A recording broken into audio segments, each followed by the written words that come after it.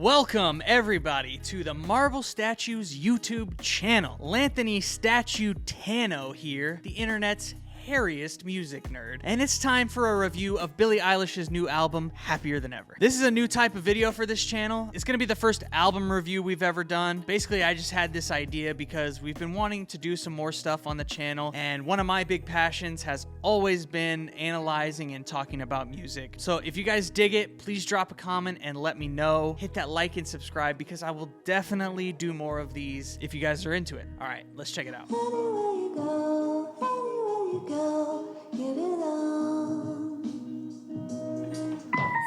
So the album is called Happier Than Ever. It's named after the penultimate song of the album that has the same name. And the album cover features Billie crying. So Happier Than Ever, Billie's crying, sort of a juxtaposition there. And if you guys know me, I love the juxtaposition of emotions and music and art and everything. So definitely appreciated that little touch. It was recorded in her brother Phineas's basement studio, which is a different location than the first album, which, as I understand, was recorded in a bedroom. That's actually one of the reasons I became interested in her in the first place, because as a fellow work-from-home musician, the fact that she won multiple Grammys with recordings made at home instead of a fancy-dancy record label studio, I think it's an important step in independent artists being taken more seriously. Apparently, she has said that self-reflection during the pandemic was a source of inspiration for the album. That's according to Wikipedia, though, so don't sue me if it's wrong. Honestly, I'm not super interested in the lyrical content of the album. I'm definitely not the target audience since I'm a 30-year-old dude man bro. So I didn't relate to a lot of the lyrics. I'm sort of more interested in the overall musicality and creativity, which I'm happy to say I was pleasantly surprised with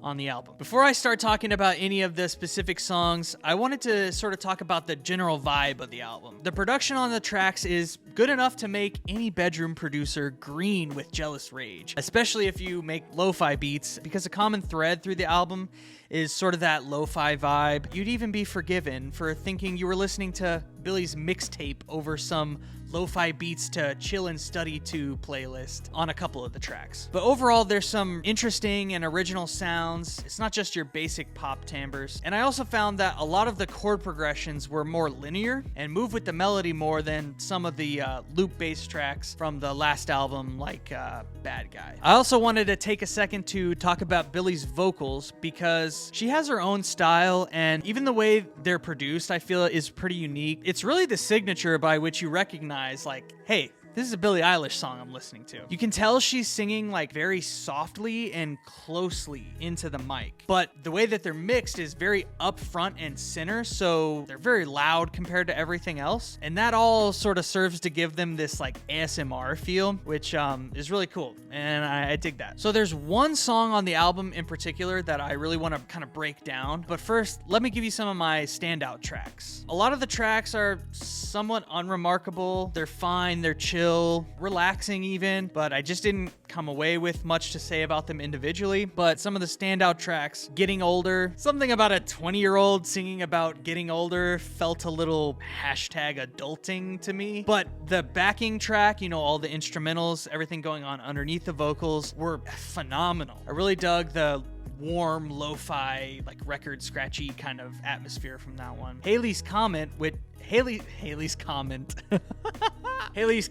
which I actually found out watching some interviews was almost not on the album, was cool. There's a line that I like. It sort of references the title of the track. It says, I come around less often than Haley's Comet, which to me felt like sometimes you get this idea for like one lyric and it just gets you jazzed up and you're like, I can write a whole song around this. And that's kind of what it reminded me of. And then Therefore I Am. I really enjoyed the creepy carnival sound going on. And I really like the song, even though it makes me cringe at myself, because when I was around her age, I got into all the existential philosophy, cogito ergo sum, I think therefore I am, which is what the track is named after. But when I did it, I just did it in a way that was way nerdier and way less cool. All right, so now I'm gonna break down my favorite track of the album, Happier Than Ever. It's the second to last track on the album, which is actually really great, and I love that because it's the emotional climax of the whole album. I like it when the emotional emotional climax comes on the second to last song, so that the last song can sort of serve as the conclusion, the going home part of the story where, all the characters go back to their lives and sort of settle down. So this was actually the first song that I listened to on the album, and I decided to check it out because it was the top song on Spotify. And every now and then I go listen to the top songs because I think as a musician, it's important to be in touch with what the most popular trends in music are. Listening to this song actually inspired me to check out the whole album and do this album review because this song is incredible. So for the first 2.5 minutes, I was like, yeah, okay, it's fine. It's fine. Sort of reminds me of like a ukulele girl song, even though I know it's a guitar that's playing. Her voice is really what kept me going because she does an amazing job on this track, and she's doing her sort of signature soft close mic thing, but she does more legato notes that had this sort of classic bluesy jazz vibrato that is executed flawlessly. And something else that caught my attention was the super organic vibe. Most of the stuff I had heard from her before was electronic, but then all of a sudden, like I said, after about 2.5 minutes, there's this complete shift in terms of the production, the feel, like everything. It goes from this lo-fi, old school record scratchy, warm type of production with acoustic guitars to this real crisp production with these chunky electric guitars. Billie's vocals come in with this almost 80s like slapback delay, and my ears perked up. I was like, whoa, wait a second. Are we still in the same song here? Time signature also changes. It goes from this like sort of standard like swung feel to this 6/8 blues feel, and it keeps building and building, and there's some interesting vocal layers that come in and they really intensify the whole thing. And then boom, these massive drums drop in. It's the first time we really hear drums in the song, and they're just filthy, dirty, distorted, gritty, grungy. I mean, it really blows your hair back. And the vocals also shift from Billie's typical like single soft voice singing close up to this big old chorus with a lot of layers and harmonies and all that good stuff. Which brings me to the only criticism I have of this song, which actually happens during this part, even though it's definitely my favorite part of the song, but it's that she didn't bring back any of the motifs from the first half of the song. The song is called Happier Than Ever, which is, it's also a lyric from like the chorus during the first half of the song, and you don't bring that lyrical motif back during the most emotional part of the song. Like, what are we doing here? There's even an instrumental section that happens close to the end. It closes out the end of the song. It would have been a perfect place to just open up and like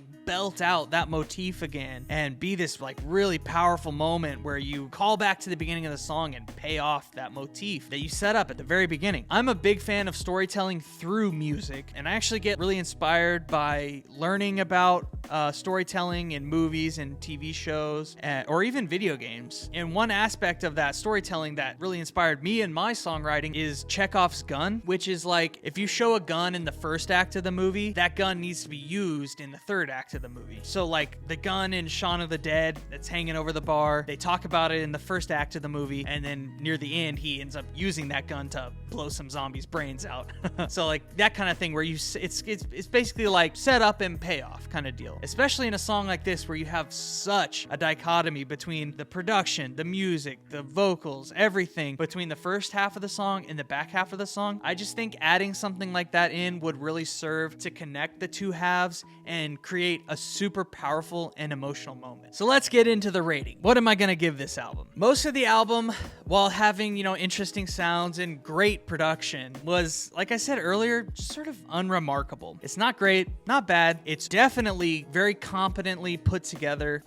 There is a big lull in the middle of the album that made it a little bit of a chore to get through for me. It's a section of like 4 or 5 songs. They're all well written and have a nice melody, but they sort of started running together for me. I will say though that those songs do showcase Billie's singing ability, which as somebody who had only heard the hits before, like Bad Guy, that sort of have more of a talking quality than like a full out singing vibe, I wasn't 100% aware that she could sing so well. But in terms of an album, that whole lull serves to make it feel less like a whole whole piece of art and more like a collection of songs. You know, it's cohesive, but it's cohesive in the way that a good playlist is cohesive. There's not a lot of musical or lyrical motifs, if any, that really get revisited and developed over the course of the album, which is unfortunate because there are some great songs on the album. But, you know, this is an album review. I gotta look at the album as a whole, not just the individual pieces. So overall, I think I'm gonna have to give this album a 5. Maybe a 5+, because Happier Than Ever as a single is easily a 9. I really, really liked that one. All right, that wraps up this album review. Let me know what you guys think in the comments. Am I right? Am I wrong? Did I completely miss the point of this album? Is it a work of genius that I'm just not recognizing? Chisel that like button and subscribe if you like the video. Ring that bell so you get notified of new videos, and I'll see you guys in the next one.